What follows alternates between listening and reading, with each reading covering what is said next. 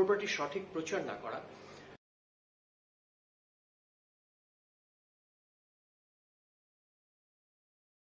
এই চারটা বিষয় ছাড়াও আরো যে বিষয়গুলো খুবই গুরুত্বপূর্ণ সেই বিষয়গুলোর মধ্যে একটি হচ্ছে আপনার যে প্রপার্টিকে সঠিকভাবে উপস্থাপন করতে না পারা বা সঠিকভাবে একটা কাস্টমারের সামনে সুন্দরভাবে উপস্থাপন করতে না পারা।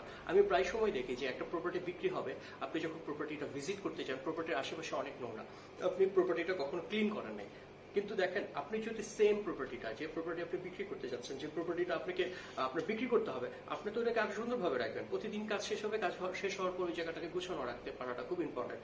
আমাদের দেশে প্রায় রিয়েল এস্টেট কোম্পানিতে আমি দেখি যে প্রপার্টিটা বিক্রি করবে, ওই প্রপার্টিটা হয়তো একটা ক্লায়েন্ট ভিজিট করতে যাচ্ছে, আমরা কোনো রকম ভাবে তাকে ভিজিট করাচ্ছি, আশেপাশে পরিচ্ছন্নতা নাই এবং বোঝাই যাচ্ছে যে এটা লাস্টে কবে এটা পরিষ্কার করা হয়েছে তার কোনো ঠিক নেই।